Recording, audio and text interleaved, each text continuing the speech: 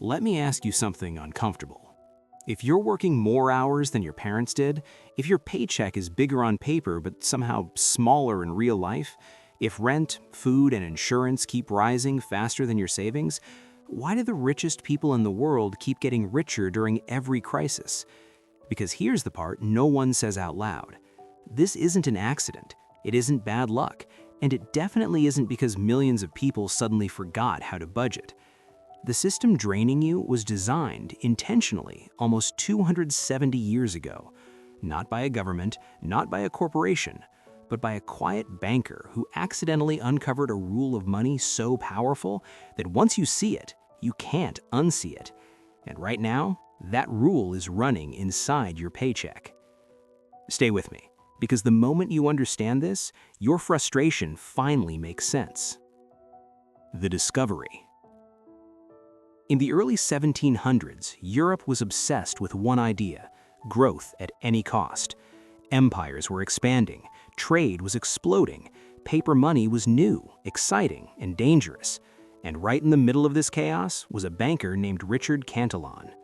Cantillon wasn't famous, he didn't lead a revolution, he did something far more threatening. He paid attention. While working in Paris during one of history's largest financial bubbles, the Mississippi Company, Cantillon noticed something strange. When new money entered the economy, people didn't benefit equally. Some people got rich almost instantly. Others felt nothing until prices started rising.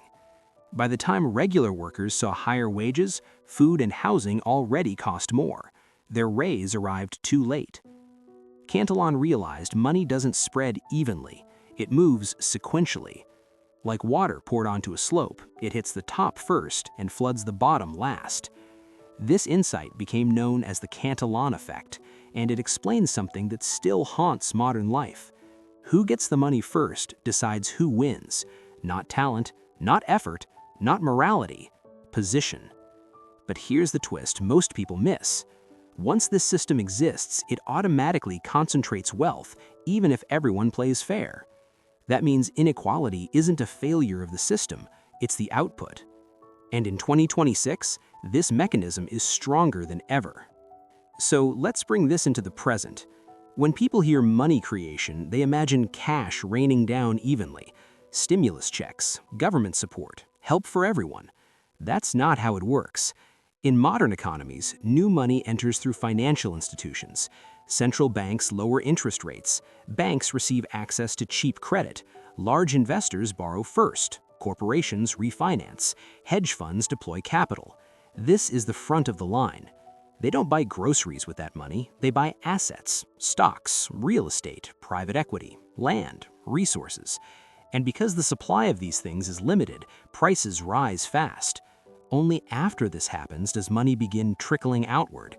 Employers might raise wages, governments might adjust benefits, but by then, the cost of living has already reset higher. This is why asset prices explode while wages crawl.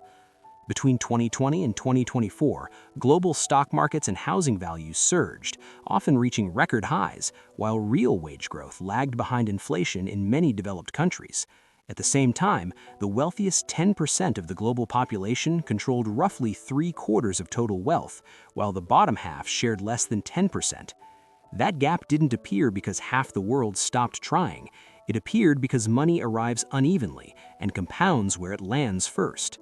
And here's the part that stings. This is described publicly as economic recovery.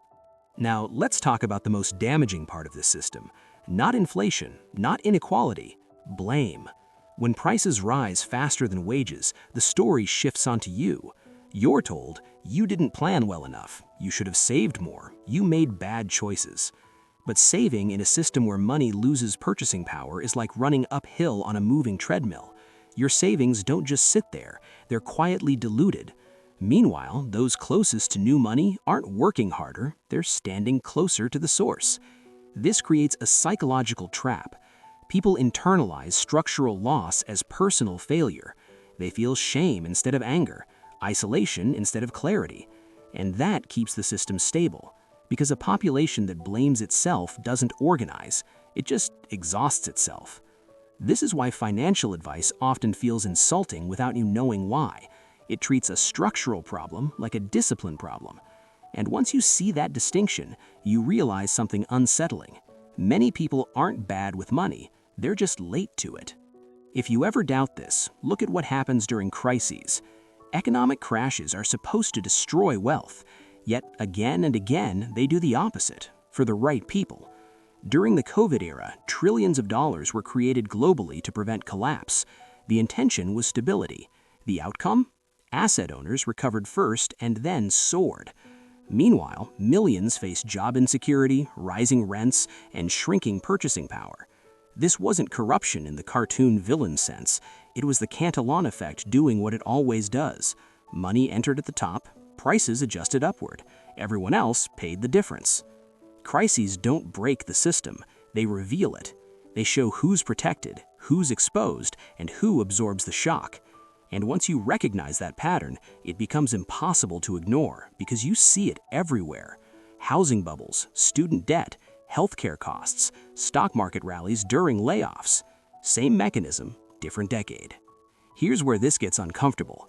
Hard work still matters, but it no longer guarantees stability because effort operates inside the system, while money creation operates above it. You can optimize your behavior perfectly and still lose ground if prices rise faster than income. That's not pessimism, that's arithmetic. This is why younger generations feel like the rules changed mid-game, because they did. In earlier decades, asset inflation was slower, housing was cheaper relative to income, and wages tracked productivity more closely. Today, assets inflate first before wages adjust. So effort without leverage feels like sprinting while the track stretches ahead of you. And the worst part, people who benefited earlier often can't see it. They mistake timing for virtue, which deepens the divide, not just economically, but emotionally. What Cantillon actually warned about? Here's something rarely mentioned. Cantillon didn't celebrate this system, he warned about it. He understood that when money benefits some before others, it quietly destabilizes society. Not through rebellion, but through erosion. Trust erodes, belief erodes, hope erodes. People stop believing effort leads to reward, and when that belief dies, something dangerous replaces it: resentment. History shows this pattern repeatedly. Extreme inequality doesn't end with harmony. It ends with reform, collapse, and both. So understanding the Cantillon effect isn't about envy, it's about clarity. It gives language to a feeling millions of people already have but can't explain. So what do you actually do with this knowledge? First, drop the shame. If the game is rigged towards proximity, blaming yourself for standing farther back makes no sense. Second, understand positioning. You may not control monetary policy. You may not control interest rates, but you can control awareness. Historically, assets that benefit first from new money share one trait: scarcity. Land is scarce. Equity in productive businesses is scarce. Resources are scarce. Cash is not. That doesn't mean recklessness. It means understanding what the system rewards, not because it's fair, but because it's real. This isn't about becoming rich overnight. It's about not being erased slowly. And even that shift, mentally, changes how you move through the world. So the next time prices rise and someone tells you to try harder, remember this: you're not failing at adulthood. You're navigating a system built centuries ago, optimized for people who receive money first. The Cantillon effect isn't a conspiracy, it's economic gravity.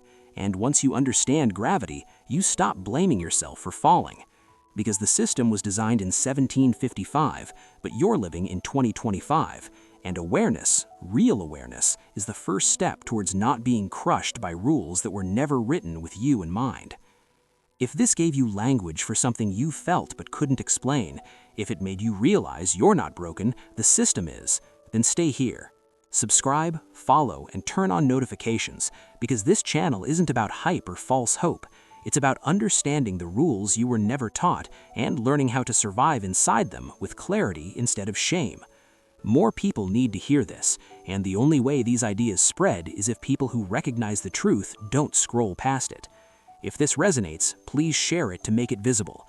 And stay aware, because once you see the system clearly, you can't afford to be uninformed ever again.